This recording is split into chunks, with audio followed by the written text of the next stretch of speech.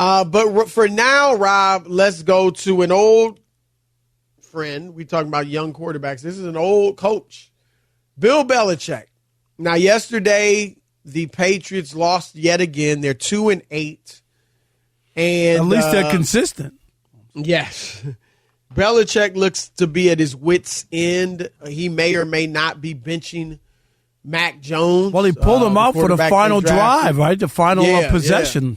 And usually, you might give a guy a chance. We've seen guys. I talked about it with Brock Purdy, Rob, several games ago, having a rough game. But a lot of times quarterbacks have redeemed the rough game, right, with leading a game-winning drive. And he didn't even give Mac Jones the chance. So he obviously was upset with him and the way he played in the game. So we'll see what that leads to. It's either him or Bailey Zappi is what's going to happen. So Not like you got great choices either way, but. No, right. Exactly. But again, 2-8 this season. There were rumblings that Belichick might be fired during the season. Obviously, there's still a long way to go. But, Rod, you and I both, I see no way that happens. I think it would be a bad look for the franchise. And I also, just practically speaking, I don't think it would be a good move because some team may want Belichick in the offseason, Rob, so you could probably trade him and get some draft picks. No, you could get something, right. You don't just let the guy go. And then, there was a speculation. I think it came from the Boston Globe, right? One of the writers, Chris, that he would be fired. Yeah, Ben Valley said he wouldn't be surprised if he doesn't make it through the year. But it was he does like a good job, but that just seemed like. Yeah, and he said Rob, it was like because they have a bye week, right? Don't they have a bye week or something? He said like it would be after. Well, he was saying Germany was important to the owner Robert Kraft. And that game was in Germany. That loss yesterday. So that was it. That game was important to Robert Kraft. That's what the report said. But I think also, Rob, and you may, I know you used to be on the radio up there in New England. You may have some knowledge of this, but I think there are a lot of media members up there that just aren't feeling Belichick. And I get it, Rob. They can't stand the guy. And you know what? When you win 6 Super Bowls, Chris, there's nothing the media can do. Okay? Right. It's his way or the highway. He's winning. What can you say? Yep. And as soon as there's some blood or he's vulnerable, they're coming for him. That's just. Yep. Don't you think that's what happens? No, you're hearing doubt. These stories, and people are talking about his coaching. Yeah, so that I'm glad you confirmed that. No, I totally agree. I totally agree with that. I kind of saw that a little bit in Detroit with Scotty Bowman, is one of the greatest hockey coaches ever, the greatest. Right. And he won a lot, and, some writers didn't get a lot. I had a good relationship with him, Chris. I really did. We just talked, you know what I mean? And I used to go in his office, and we'd sit down, and we really would have conversations. I really felt like we had a little bit of a bond. But a lot of guys didn't like him. So when the Red Wings thing started not working out, you know what I mean? People were taking shots at him, and I get it. Well, Rob, I was in Cleveland just a high school writer at that point when Bellichick was coaching the Browns, and the media despised him because of the way he acted, which was just like he acts now. Right. No quotes, just like, you're bothering me. Why do I have to talk to you? I get it, Rob. I mean, you try to be objective, and you should be objective, but you're human too. And if a guy is just making your day miserable every time he speaks to you, it's gonna rub some people the wrong way. And that's what happened in Cleveland, Rob. They only made the playoffs once out of the 5 years he was there. And that was a big part of why he got fired. And so I want to ask you this question, Rob. Has his legacy taken a hit in these few post-Brady years? Now, to me, and you know this, Rob, I've been saying this for years, that he hasn't won much without Brady. And that's why I've said Brady, I give Belichick his credit. He's a great defensive mind and a great defensive coach. And I give him credit for the 6 championships. I won't take that away from him. But I thought Brady was more, like if you had to pick which one was more responsible, both of them obviously big time responsible. But I give the edge, not even the edge, I give it to Brady. And I pointed out Bellichick, this will be the 11th season he's coached without Brady. He's only made the playoffs twice. His record in New England and overall is a losing record without Brady. So to me, this is just, I feel like this is what I said. And when Brady left, I said, they're done winning. They're done winning. And it looks like they are. So, but yet, in the same time, however you feel about him, he accomplished a ton. He accomplished more than any other coach in the history of the league. So I give him his credit for that. I don't take that away from him and say, oh, he can't coach. He only had Brady. I know. I don't go there.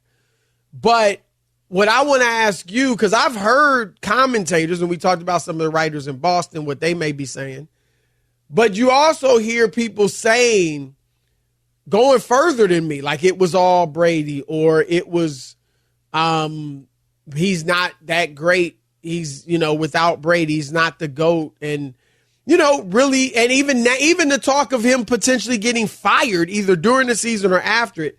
So I would have to say just that type of talk, Rob, does to me mean his legacy has taken a hit. Because we could talk about Popovich before he got Wembanyama and those 4 years, I think it was, where they were bad. And even him losing Kawhi, Leonard, Kawhi forced his way out of there. And other players saying they didn't like playing there in San Antonio. But I don't think you could say his legacy took a hit. And I think it's clear it didn't, because there were never any rumblings whatsoever of him being fired.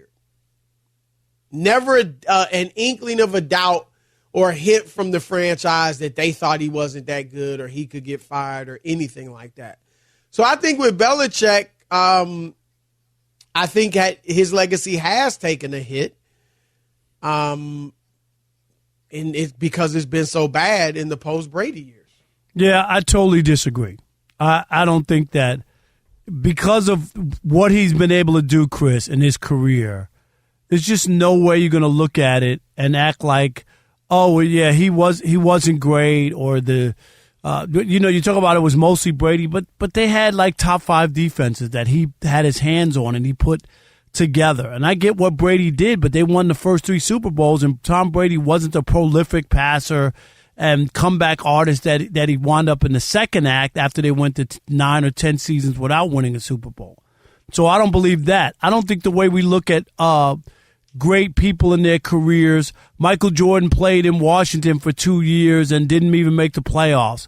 No one holds that against Michael Jordan because of his greatness and what he was able to do, something nobody else was able to do, so we look at that. Muhammad Ali was a human punching bag at the end of his career with the rope-a-dope. Nobody goes, oh, I'm not calling that guy the greatest because he was terrible his last 4 years or whatever it was. They still call him the greatest, and he was still admired and loved. Chris, he was a shell of himself at the end. And the same thing with Bill Belichick. I'm not saying that when you do the resume and the whole story, it'll be a part of it, Chris, right? It'll be a part of it. But right. Unless another coach comes along and gets the 6 Super Bowls, it's going to be hard-pressed to act like he had nothing to do with it, and he was just there along for the ride with Tom Brady. I just don't think that narrative has enough legs. And even the only people who bring up the Michael Jordan stuff are the LeBron people who are trying to make a case for LeBron, right? So they always go to that, which is fine. And if people want to, they can talk about LeBron being in L.A., even though he won a championship. 3 years, they didn't even make the playoffs, or 2 of the first 3 years, or whatever it was, if you want to nitpick about situations. So I don't think Bill Belichick's legacy has been tarnished. I think he's going through, and coming into this year, Rob G., I forgot the number, he was a couple games under. They're having a bad year, and there's no doubt about it, Chris. Couple games under what? What do you mean? 500 without Brady. Remember when they came in? Yeah, he's under 500. No, I know, but I'm saying coming into this year. It was under 500, yeah. But it was close. And now, of course, 2-8, yeah, 6 but games. That's not good either. No, but I mean, it was close. It's just I hear you. I agree with you that I don't think his legacy should, like I said, I think it's clear that if you had to pick who was more responsible, it'd be Brady. I think that's very clear, but I don't use that as a hammer on Bellichick. I think you got to respect what the man's done. And there's no question about that. But I'm hearing more commentators question how good he is. Or I don't know how to, even the talk of him getting fired and things like that. Like, how in the world are they talking about in New England? Well, but firing Bill Belichick. I'm telling you, because of the way he's dealt with writers there. I mean, Chris, it's not supposed to be that way, but I know that that's what it is. If he probably has never helped anybody, and what I mean by that, he doesn't give you good quotes. He's very robotic. Right. You know what I mean? And he would be a nightmare. He'd be a nightmare to be up there, and we know people who have covered him, Michael Smith and people like that. And Mike Holly's written books. Michael Holly. So he might have. Exactly. And who else am I missing, Chris? Somebody, Mike, oh my God, I work for the Times and the Washington Post. Mike Wise? No. A brother, Mike Freeman. He also worked up there at the Boston, Mike Freeman. So those guys all, you know what I mean, put in time in Boston and put in time dealing with Bill Belichick. So a lot of that is what you're getting now because things aren't going good. So